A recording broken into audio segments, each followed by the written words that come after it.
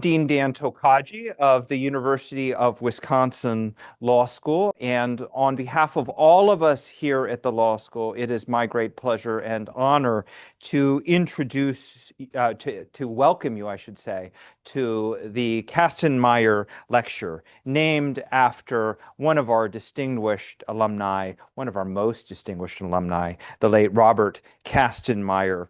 Um, and this is one of our premier events every year. So we very much appreciate you all on this beautiful day coming here, joining us for what I think will be a fantastic conversation. I will introduce our featured speaker today in just a moment.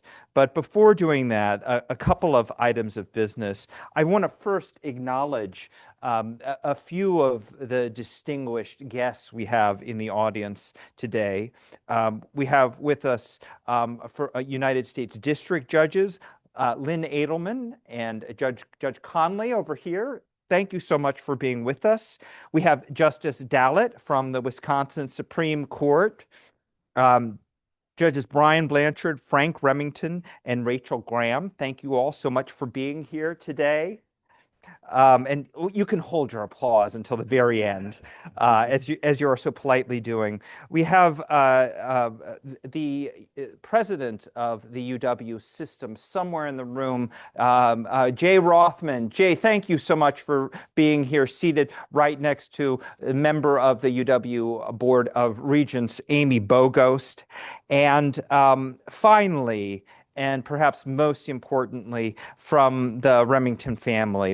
I'm sorry, not Remington, from the Kastenmeier family. We have lots of great UW families. We have Dorothy Kastenmeier, Congressman Kastenmeier's widow, along with their son, Edward Kastenmeier. Thank you so much for making the trip to be with us.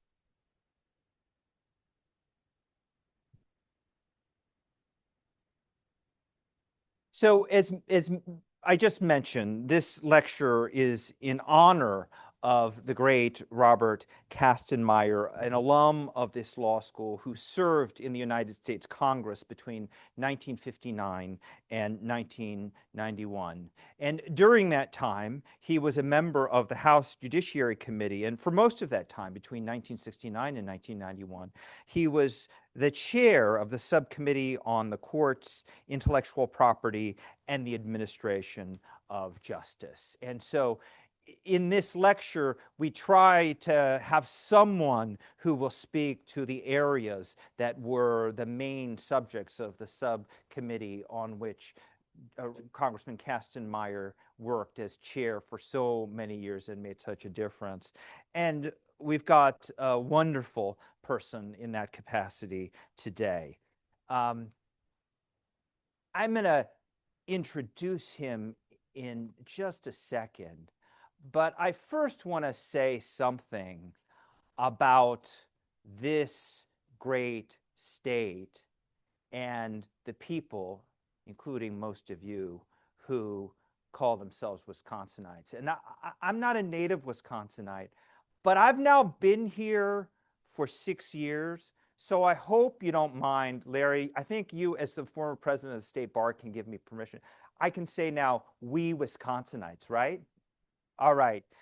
We Wisconsinites, we tend to be modest, but don't be fooled. We are very proud of this state. And we're proud of this state for a lot of reasons.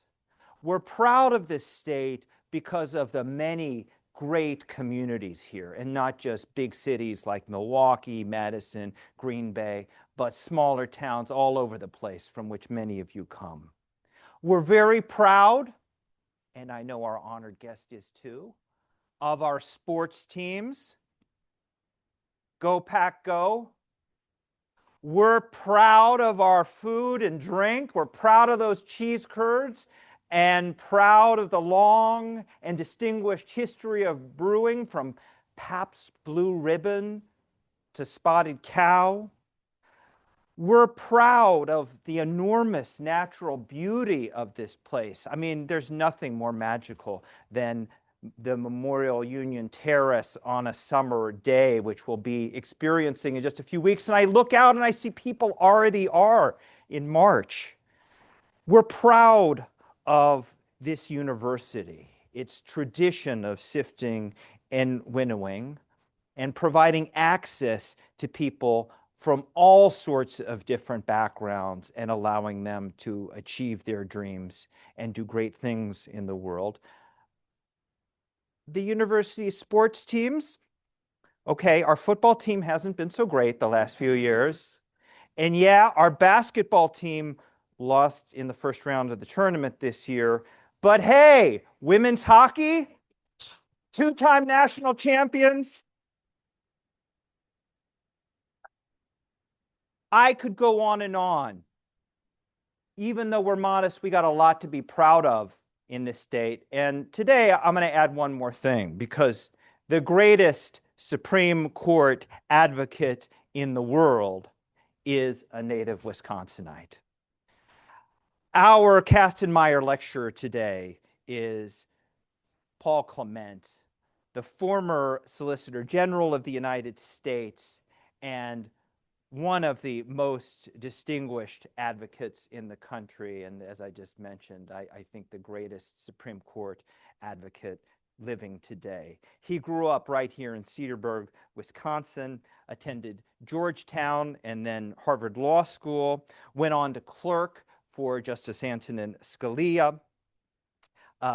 He's argued over the course of his career over 125 cases with the Solicitor General's office originally, and he now has his own firm, Clement and Murphy. He told me earlier today he's arguing 9 cases just this term, one of which, a voting case out of Mississippi, he just argued on Monday, and then subsequently he told me had an argument before the Supreme Court of Arizona yesterday. So for those reasons especially, we really are grateful to Paul for being with us today. He also told me that he actually argued his very first oral argument right here in Madison, Wisconsin.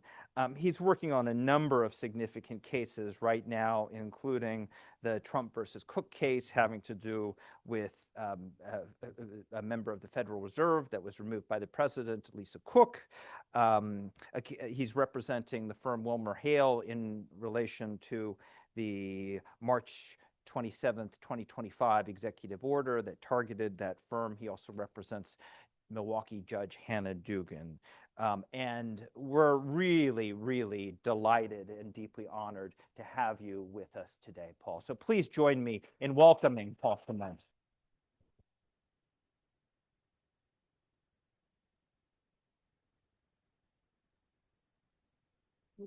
We're going to do this lecture as a series of questions and answers. And I want to start by talking about your Wisconsin roots. As I just mentioned, you were born and raised in Cedarburg. So would you mind starting by telling us how growing up in Wisconsin shaped your views, affected the course of your subsequent career, including the values you bring to your work? Sure. I mean, it's great to be with everybody, especially on such a beautiful day. You said it's, people go out on the terrace on a summer day. Well, it's summer in March. So thanks for coming inside on such a beautiful day. I loved your point about kind of Wisconsin pride. I only on this stopover, I have 24 hours kind of in the state, but I've already had a spotted cow and a bratwurst. So it's been a great trip already. I would say that, growing up in Wisconsin, I mean, was a great blessing. I mean, I had, the public schools in Wisconsin are terrific schools. The system throughout the state, I think, is kind of second to none. There's that pride coming through again.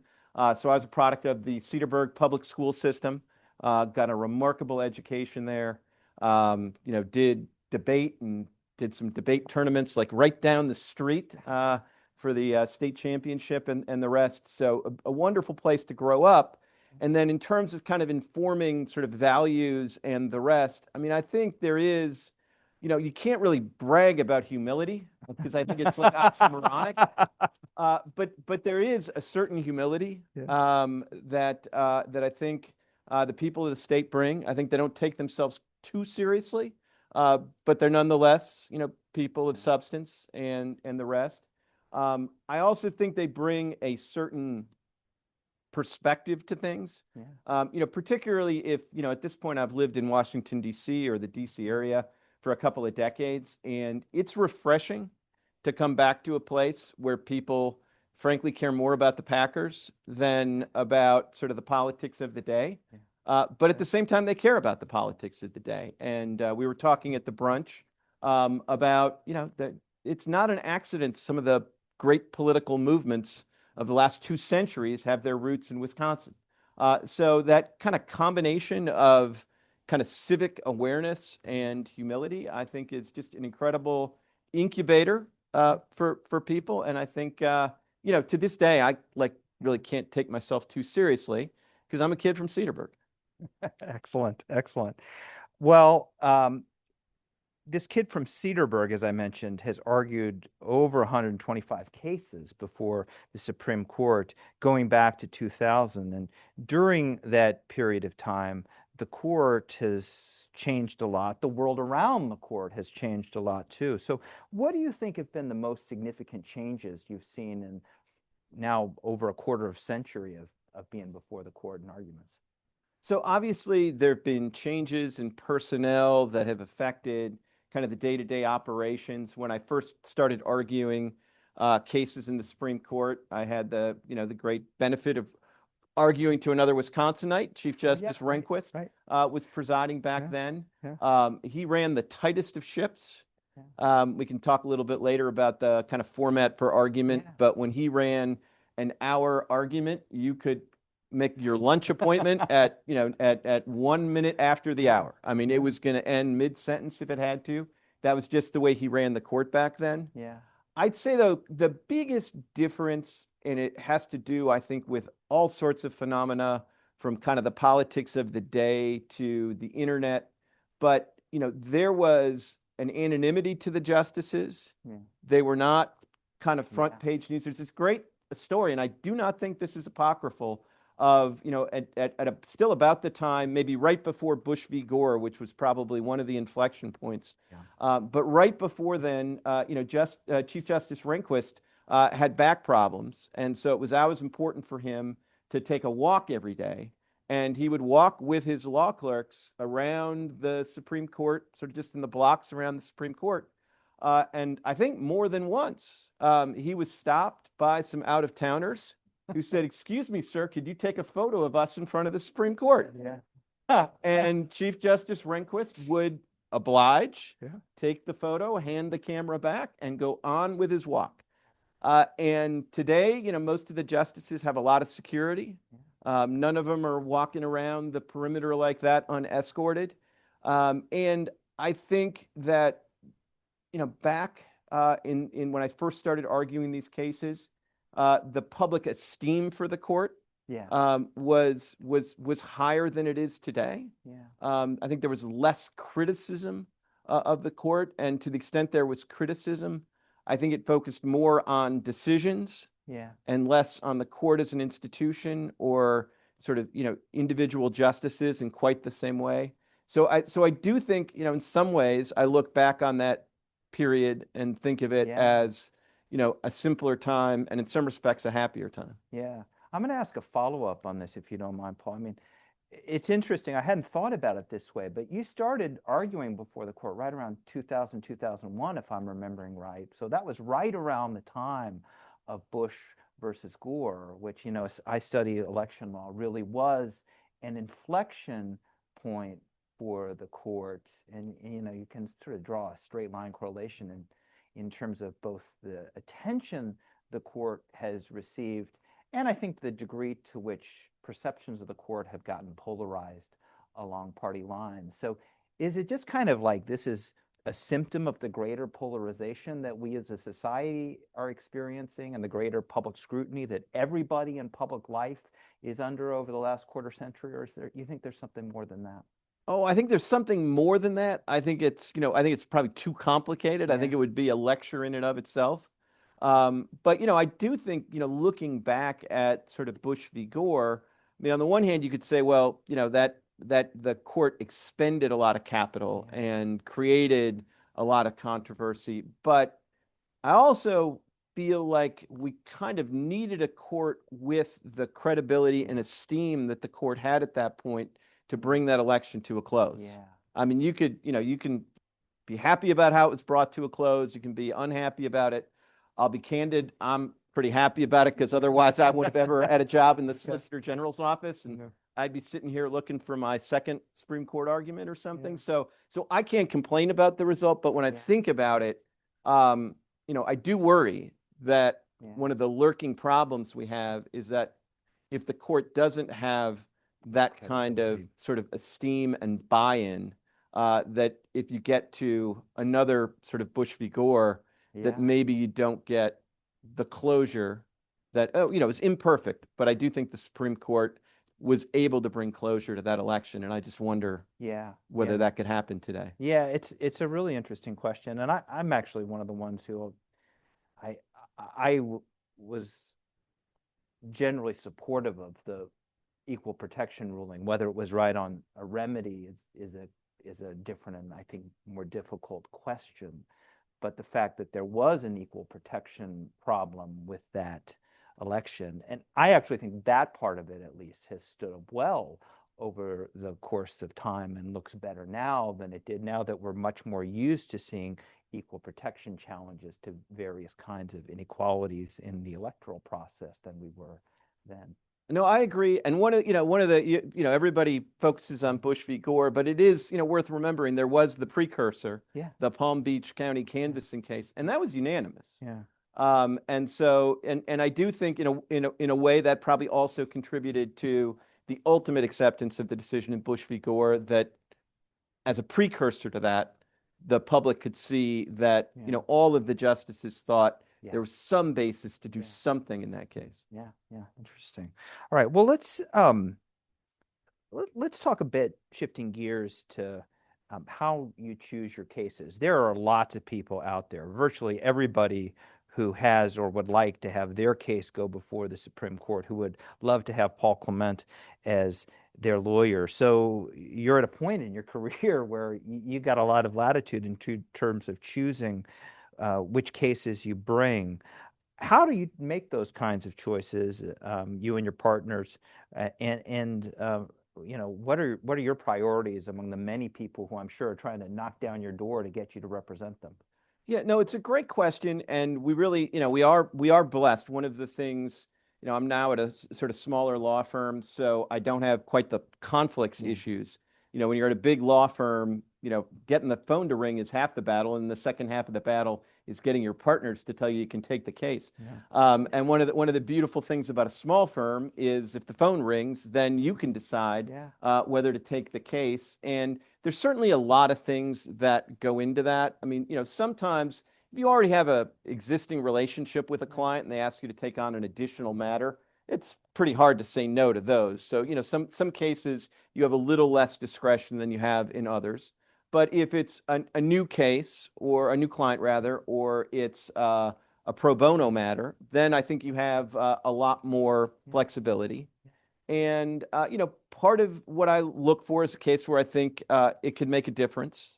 Part of it, frankly, is it going to be interesting? Yeah. I mean, I really am blessed at this point in my career to have the flexibility to, if somebody brings me a case and it'll pay pretty well, but it just looks boring, I just say no. Or, early in my career, I had, a partner tell me this great line, which is, our rate for this kind of matter is. And so sometimes there's like a boring premium. Yeah. And so like this case just isn't that interesting. So maybe I would do it for this, but not Yeah. for that. But then there's some cases, and a little more seriousness, there's some cases where you get the call and you really feel like this is a case I need to do. Yeah. And I've had a few of those recently where I think, as one of the things that I felt very important about the legal profession is this idea that, we have responsibilities to represent a wide variety of clients, and we also have a particular responsibility to represent people who are unpopular or otherwise have kind of limited access to other lawyers. I think there's kind of a responsibility that comes with that. Mhm. And so, in the past, couple of years, I've gotten on one or two occasions calls from judges who Mhm. either want somebody to kind of present a amicus presentation in a case where the adversary system isn't Yeah. kind of functioning quite as well as it should be.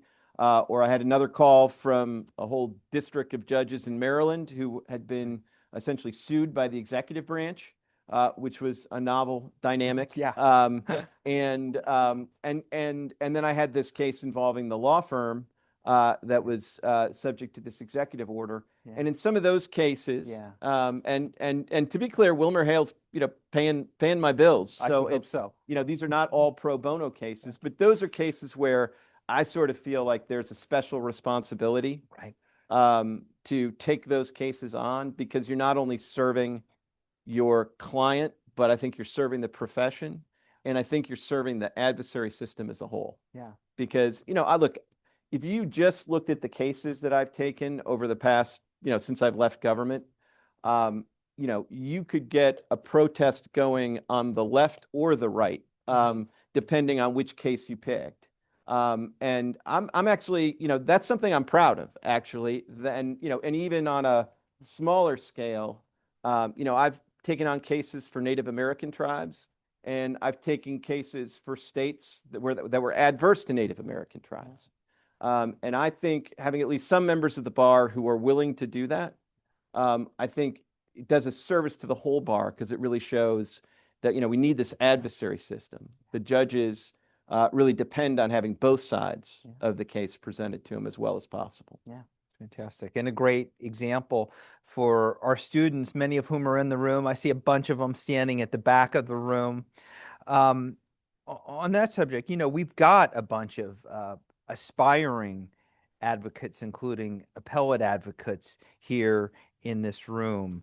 And I'm sure that many of them came to hear some of your secrets, Paul. So could you talk about your approach from the grant, or from the supporting or opposing cert, through the writing of merits briefs, through oral argument? How do you go about preparing a case and ultimately preparing for oral argument? So the short answer is you just work really hard. There really aren't a lot of shortcuts. Yeah.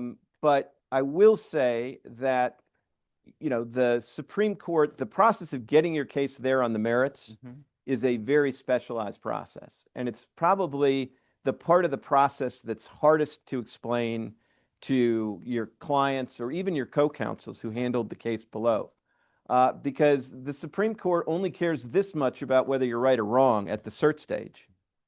They really want to be convinced that this is, one of the cases they should put on their docket. And I think this term, the Supreme Court's only going to hear about 60 cases on the merits.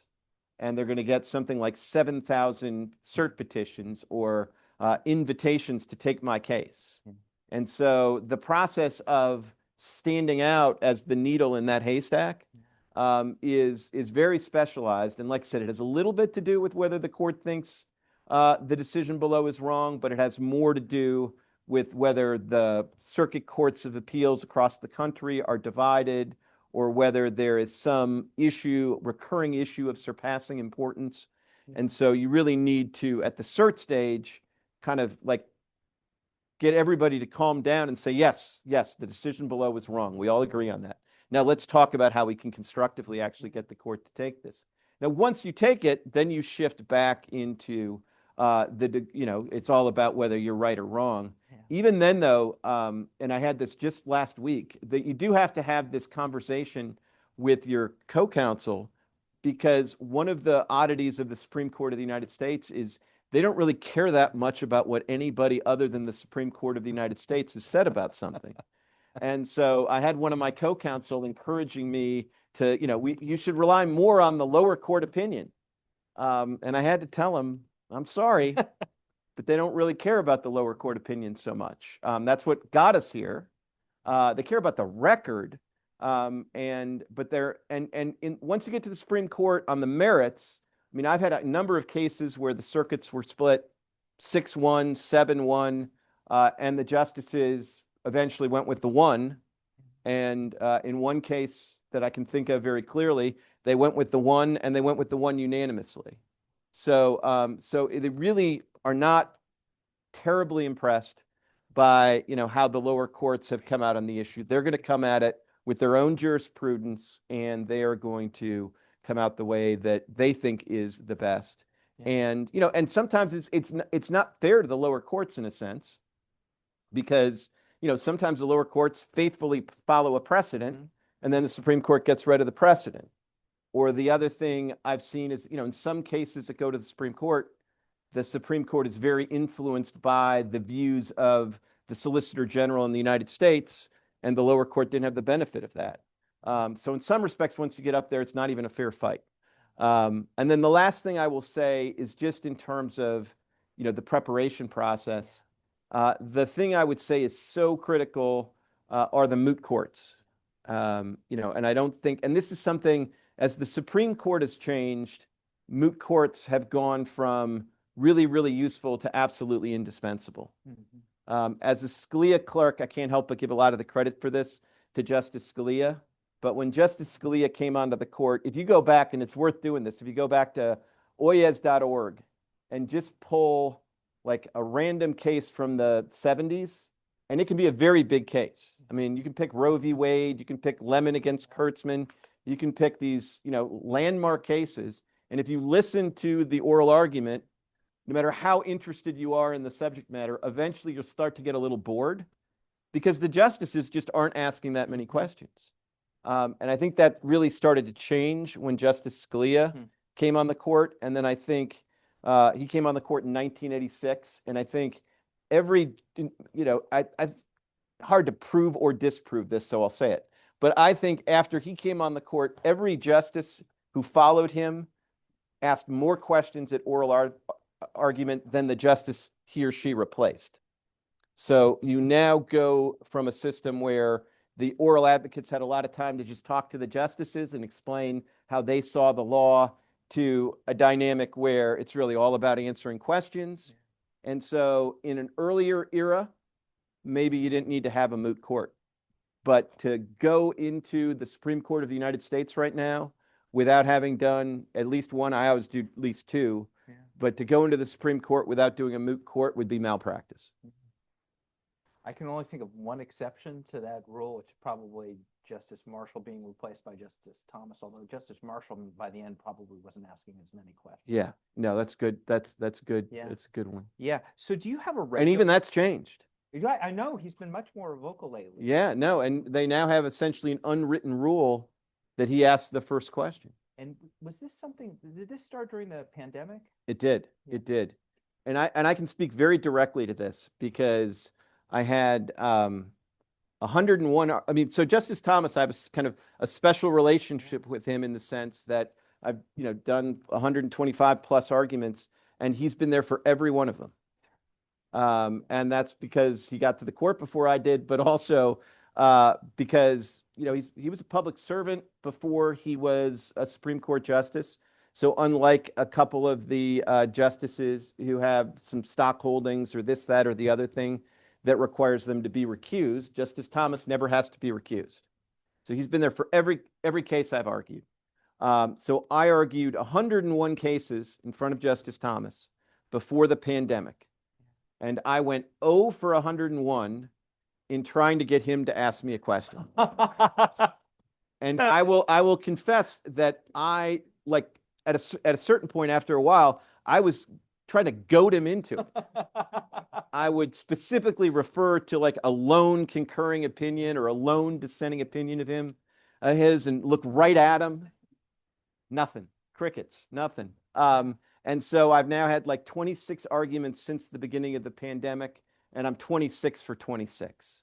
It really has been transformative. And it's fascinating because when the pandemic happened, the one thing that wasn't going to happen is the Supreme Court justices were not going to televise their proceedings. So there wasn't going to be cameras or video, so they were going to do it over the phone. And I think Chief Justice Roberts understood that just like the sound bites of the cacophony of justices talking over each other would be a very bad look for the court. So they decided that they had to do this kind of seriatim. And so they'd go justice by justice. And most things in the court they do by seniority. So Justice Thomas would get sort of the first opportunity. And he took it virtually every time. And, when he used to get asked, why don't you ask questions during his sort of quiet period? He would say, well, the other justices don't give the lawyer enough time. And my questions are being asked by the other justices anyways. And it was so fascinating because you could, had this very unusual experiment. He went first, so the other justices hadn't asked his questions already. He asked his questions. And sure enough, like in multiple occasions, other justices would refer back to Justice Thomas's question. So you could sort of see that proof in the pudding. And then the other thing I thought was so interesting is I haven't seen a more recent statistic on this, but somebody did an analysis of the kind of COVID era arguments. Mm-hmm. And even each justice was given like 3 minutes rounds to ask the questions. But even within that 3-minute round, Justice Thomas gave the advocates the most time to answer. So he really did want to hear what the advocates had to say. So it's been so interesting, that transformation. Yeah. Excellent. My microphone. Okay. Thank you, Dean Josty. My microphone, as usual, is like the rest of me, is disheveled. You've talked a bit already about how the format of Supreme Court arguments has changed and how the justices' style of asking questions has really changed a lot over the last 25 years. Has it changed your view of what a great oral argument looks like? I mean, you've sometimes described Supreme Court advocacy as the art of answering questions. Are arguments much more conversational now than they used to be when you first started? I mean, I think they certainly can be. And I think, not to get too far in the weeds, but another thing that's happened, the Supreme Court's such a interesting institution because it almost never changes. For the first, I want to sort of get this roughly right. For the first 8-10 years I argued in front of the court, nothing changed. Yeah. The justices didn't change. There were no new justices. The court I first started arguing stayed the same for almost a decade. The format had been the same forever. And then in the kind of post-COVID world, we've had all these changes. Yeah. And so, the court, when they came back into the courtroom after COVID, they sort of created this hybrid format. And so they liked Justice Thomas asking the first question. So there's now kind of an unwritten rule that he'll ask the first question. But then after the time for the argument that's slated for the argument has expired, they then have what I affectionately refer to as the bonus round, where the justices have an opportunity to ask their questions seriatim, in seniority. And in some cases, I saw one case where no justice had sort of a bonus round question. But I think in the Harvard affirmative action case, which I wasn't involved in, but I listened to that, and I think the bonus round might still be going on. I mean, it went on hours and hours and hours. So that's really where I think it's still the art of answering questions, but I think that format change has made it a little bit more conversational. Because when you had this dynamic before where everybody knew that the argument was going to end in 60 minutes, and there was no opportunity, there's no safety valve for justices to ask their questions, that created a dynamic where the justices were very impatient about your answer to other justices' questions, right? Because they wanted to ask their question, and they had to sort of jump into the scrum. And, they just weren't that interested in the other justice's question, let alone your answer to it. So you had to be, as an advocate, incredibly concise. because you might only get one sentence to answer that justice's question. And now in this new format, the fact that the justices know that they're going to have the opportunity to ask the question at the end, I think that makes them kind of more patient about the advocate's answers to their fellow justices' questions. And it does allow the whole thing to be more conversational. And then when you're in that bonus round, I mean, it really is, because it's not just like everybody gets one. If a justice wants to, he or she can ask a series of questions, and that creates a real possibility to really have a conversation with a particular justice. So I do think that's changed. I think it makes it does make it, and this is something I always try to aspire to, is to make the advocacy more like a conversation. Yeah. Because I do think you tend to persuade people in conversations. Yeah. I don't Yeah. think you tend to persuade people when you're Yeah. just talking at them. Let me ask you a follow-up question on that. To what extent do you think the questions justices are asking you are really designed because they want to know the answer, or they're alternatively designed for their fellow justices as a way of trying to persuade them? It depends. I mean, there's equal measures of both, and it probably depends on the kind of case. Um, in the highest profile cases, there's a good chance that the justices have a pretty good idea how they're going to rule. And in a case like that, you probably have more of a sense that the questions that they're asking are really designed to try to persuade their colleagues, and are less designed for the advocate to sort of give his or her best shot at the answer. But in a lot of the cases, a lot of the statutory cases, the cases that aren't grabbing the headlines, I think the questions are very genuine questions. And I think, the answers can really make a difference. And one of the things I've always loved about the Supreme Court, and, in some ways I wish there were cameras in the court, or at least more access to the court, because one of my favorite things is, when they often have 2 arguments in a day. And if they do have 2 arguments in a day, they try to put the higher profile one first. Just to kind of manage people coming in and out. And one of my favorite things is like when the first case is over and the crowd thins out, and the second case, which is some ERISA case or bankruptcy case, like the justices are every bit as prepared for that second case. The questions, maybe they have this subtle difference we've talked about, but the questions are, informed, penetrating, and you can really kind of see that, in a way that is a little different from the legislative process, where maybe, if it's a high profile hearing, everybody's in their chair. But if it's just the day-to-day work of the committee, maybe, only the chair and the ranking member are there. The Supreme Court justices show up for every case, and you really see the work and care they put into it. And, I don't think there's any way to force Americans to watch the Supreme Court deliberate in an ERISA case. Probably be cruel and unusual, but it really, as a civics lesson, it is a pretty amazing thing to just see them. And sometimes in those cases, with the questions, you can see them just try to work out some knotty problem, kind of in front of the whole chamber. Yeah, it's great.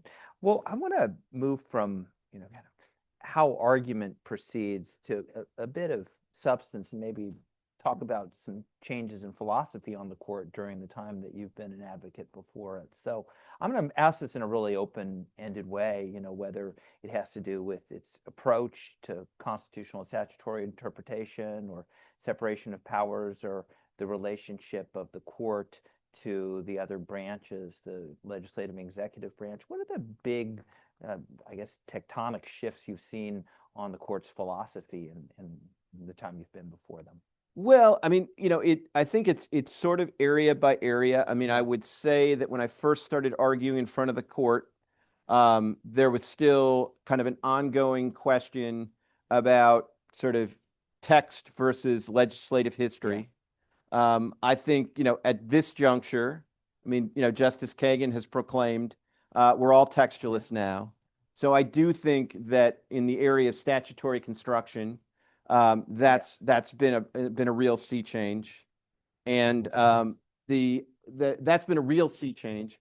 And as a Scalia clerk, I got to give a lot of credit for that to Justice Scalia, but I do think it's had a real impact on that. Now, Justice Jackson is, fighting a new battle to kind of renew interest in legislative history.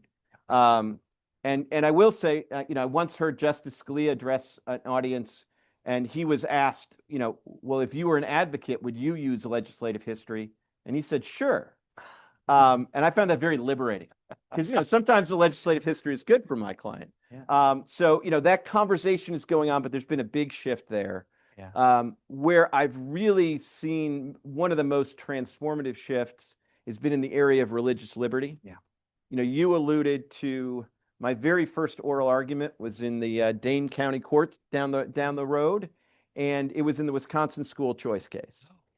And, back then, the huge question was it consistent with the Establishment Clause to allow religious schools to participate in a school choice, a voucher program? And by the narrowest of margins, first the Wisconsin Supreme Court, and then the United States Supreme Court said, yes, that's constitutional. It doesn't violate the Establishment Clause. Well, fast forward 20 years, and it's now unconstitutional to exclude the religious schools from the voucher program under the Free Exercise Clause. And that really is, almost like a Copernican shift in the doctrine over that period. And, one of, I think, just as a way to observe this court is, with its current composition, is if the Chief Justice is on board a particular doctrinal shift, then that's likely to happen because he is, in many respects, kind of the governor switch as to how quickly a relatively conservative court moves in a more conservative direction. And then the other area, and you alluded to this, where we're in the midst of this big shift, is the separation of powers. Yeah. And another thing that I think is a real tell here is if you look at some of the major separation of powers cases over the last couple of years, most of which have moved in the direction of recognizing greater executive power, it is striking by how many of those decisions the Chief Justice has assigned to himself. Interesting. Like there aren't that many perks with being Chief Justice as opposed to a justice. They're both pretty good jobs as far as I can tell. But one of the real perks is if you are the Chief Justice and you are in the majority, you can decide who gets to write the opinion. And so, the Chief Justice, I think, speaks by which cases he assigns to himself. Right. And, whether it's, a case like the Trump immunity case, but even less high profile cases, Free Enterprise Fund case, the Jarchese case, you look at all of these kind of separation of powers cases, and the chief very often assigns it to himself. Yeah, very interesting. Well, we've heard a lot of discussion in recent years about the emergency docket, which critics sometimes refer to as the shadow docket, a term that at least some members of the court object to. From your vantage point, how has the rise, or at least increasing visibility, of the emergency docket change practice before the Supreme Court, and has it changed the court itself? So it really has changed the rhythms of the court, that's for sure. The court has always had the emergency docket, and that is my preferred term, because essentially every appellate court needs an emergency docket to handle things that are on a fast pace, to stay. I don't think you can really have an appellate court without having that kind of process. If the spendthrift uncle is about to disperse the trust, and so if you don't intervene in the next 24 hours, the case is over. Like, you need some mechanism to stop the spendthrift uncle. So it's inherent in courts to have that. So I don't think part of the reason I don't like the shadow docket is because it makes it seem like having the docket at all is the problem. And I think there are issues about how you use the emergency docket, and I think those are fair game to criticize it. But it has been a big shift. Yeah. I mean, I saw some statistic recently that in my time as the Solicitor General, I think I asked for something like 2 emergency stays in, the 4 years I was either SG or acting SG. And, that's a good week at the court right now. So it really has been increasing radically. And I mean, I think there are a lot of kind of issues about it. I mean, I will say one of the things that is a little bit my own perception of it is that I think one of the problems is that it shifts the court's attention a little too much to cases that are coming out of the executive branch. Because, most private litigants are not getting emergency stays on the emergency docket. That is largely, and this was true in the Biden administration, they weren't as successful as the Trump administration, but even across recent administrations, it's mostly the executive branch that can get the court's attention and potentially step in to sort of stop things right after a district court has enjoined some executive policy or that kind of thing. And so it tends to skew the court's docket a little bit more in the direction of the most divisive cases. Yeah. And I don't think that's kind of great for the court. And one of the things I was saying earlier today, but I'm a big believer in, is, I think it would actually serve the court if they took a few more cases that were just obviously wrong to correct. Yeah. And they could all hold hands. They could decide them unanimously. And I think, people would sort of see the court a little bit differently. Yeah. They would see them handling some of these cases. They would see that, in really a lot of cases, even judges that come at it from slightly different philosophies end up in the same place. And even in this very divisive atmosphere, if you look at the numbers, the Supreme Court still decides like 50% of its merits cases unanimously. Yeah. And that's because, there's a sense of kind of the shared judicial mission. Yeah. There, even if somebody likes the legislative history a little more than the other, you're still basically approaching most of these issues the same. And I think it sends a better signal to everybody if they don't think that like everything the court does is either on the emergency docket or is an abortion in a race case. Yeah. Like they can see that, some of this boring stuff's kind of important, and they seem to all agree on that. And some of these, if they took a few more cases just to correct errors, I don't think it would be a bad thing. Yeah. So I want to follow up on that. We talked earlier about how the court today is more heavily scrutinized than probably at any point in the history of the country. How much do you think they pay attention to or care about the public scrutiny that they get? I mean, I just wonder how much if they were if they agreed with you, that would influence the actions they take. So I think some of them care more than others. Yeah.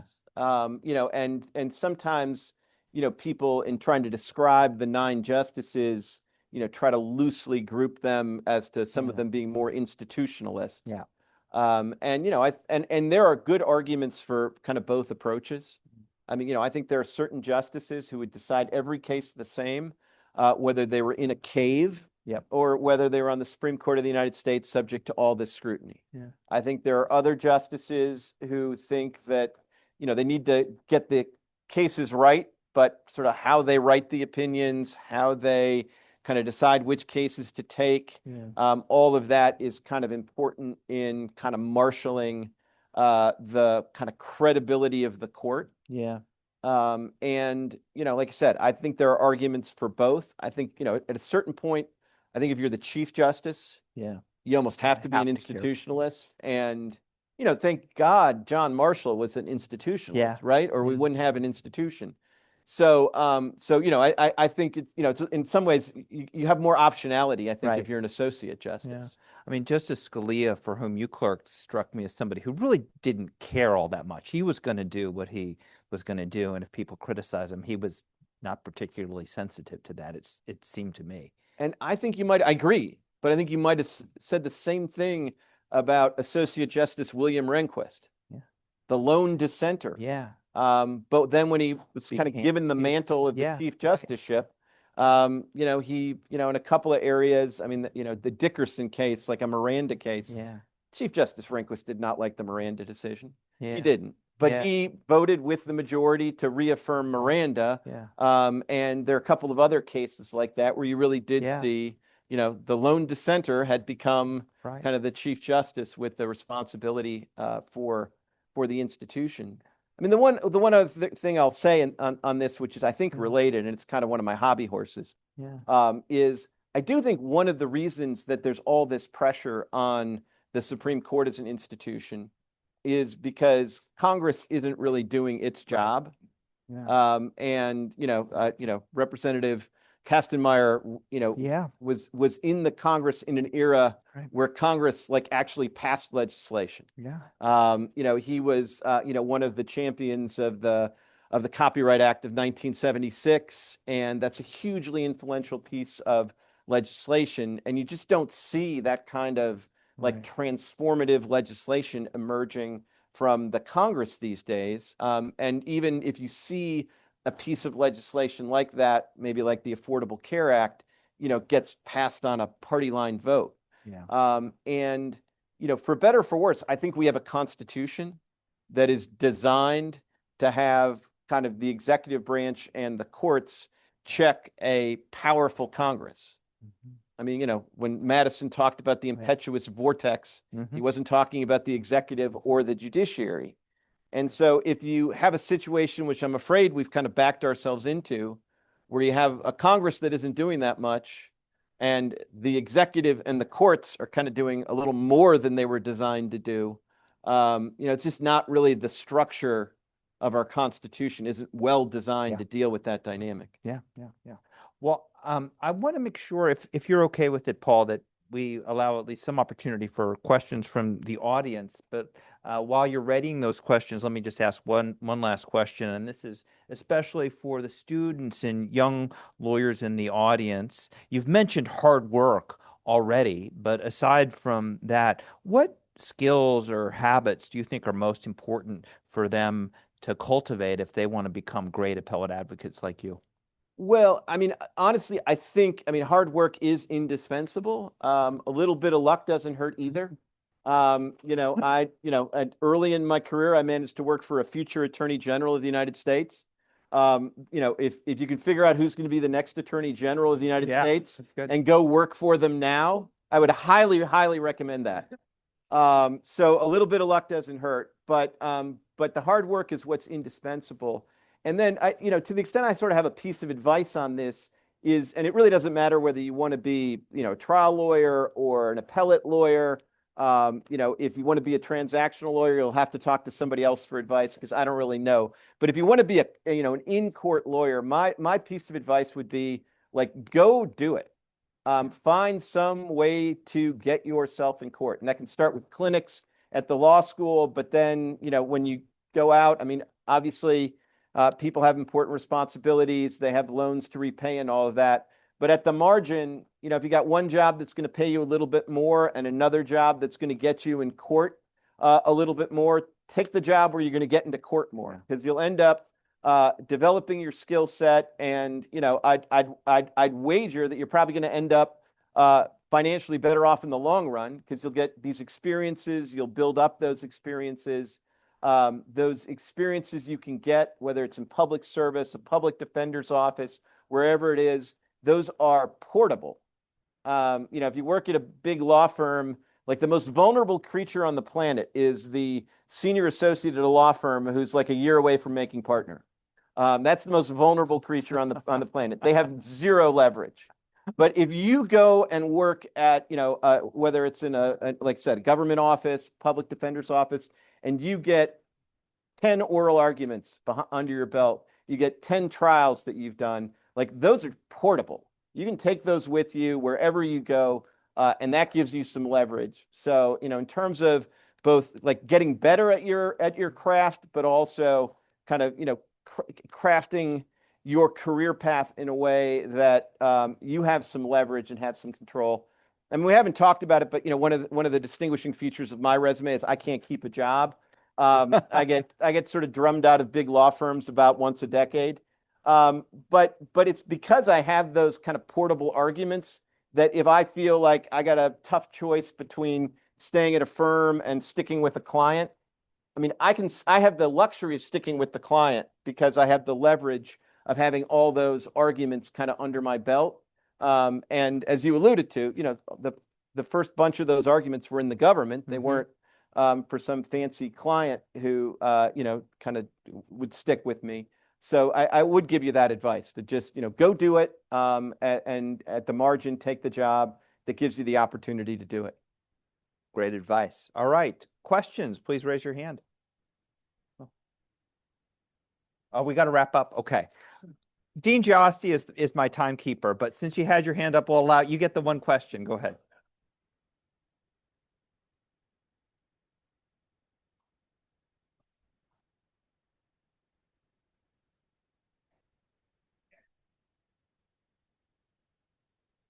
Yeah, well, it's probably a better question directed to the judges because they can really tell you, like, what difference oral argument makes. But I kind of have to believe it makes a difference, or I've wasted so many weekends of my life. So I really do think it makes a difference. And you've already stole half my thunder because I do think part of the way it makes a difference is you can lose, a case at oral argument. I mean, it happens in the Supreme Court of the United States, and it happens, as far as I know, in every court in the United States. So in that sense, oral argument's important. But I think it's important, but the reason I think it's important is that, it's in conjunction with the briefing. You can't mail in the briefs and do a lousy job on the briefs and think, I don't need to work that hard on these. I'll just pull a bunch of rabbits out of the hat at oral argument. But if you write really good briefs, I think like the way I think about it is if the briefs can get the justices down to a handful of skeptical questions for your side of the case, then you put yourself in a position where you can actually answer a handful of skeptical questions in an oral argument. But if by the time you're done briefing it, the justices have dozens of skeptical questions, even if you have great answers to the 6 skeptical questions you got at oral argument, you're still going to lose because the justices still have a dozen and a half skeptical questions that haven't been asked or answered.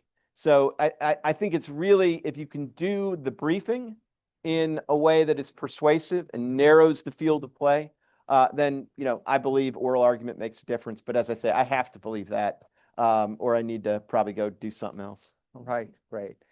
All right. Well, we have some parting gifts for Paul. And I see we've got some food and I believe some spotted cow that's being rolled out in the back beautiful. too. So I don't want to hold people up too long. But before we get to that, let's just give a big thank you to Paul Clement.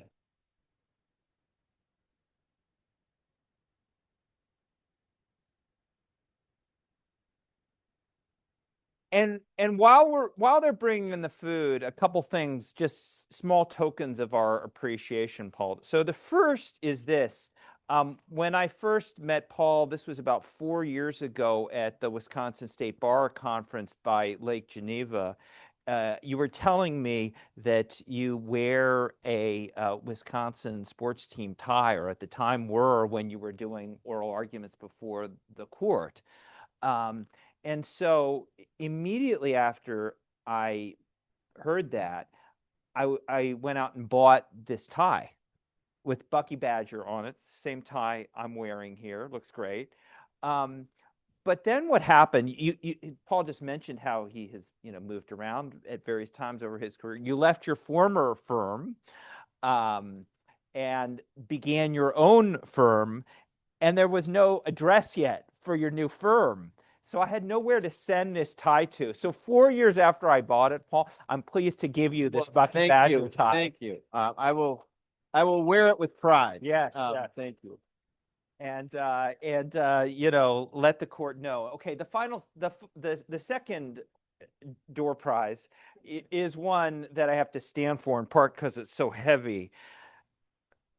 This beautiful creature is the symbol of our law school. I was joking with my friend Anuj Desai, who chairs the Kastenmeier committee every year, that this story gets more and more embellished every year because we got a lot of the same people. So every year I have to top what I did the year before. So the story goes like this. Legend has it. When you start with legend has it, you can say anything you want Absolutely. after that. That at the time the original law school building constructed in the late 1800s was being torn down in the early 1960s, my predecessor, Dean George Young, rescued one of these gargoyles that had sat around the old building from the rubble of that one as it was being destroyed, and brought it back to his office. And since that time, this gargoyle has been the symbol of the law school. Now, there was another gargoyle, its brother or sister, that was thought to have been lost forever.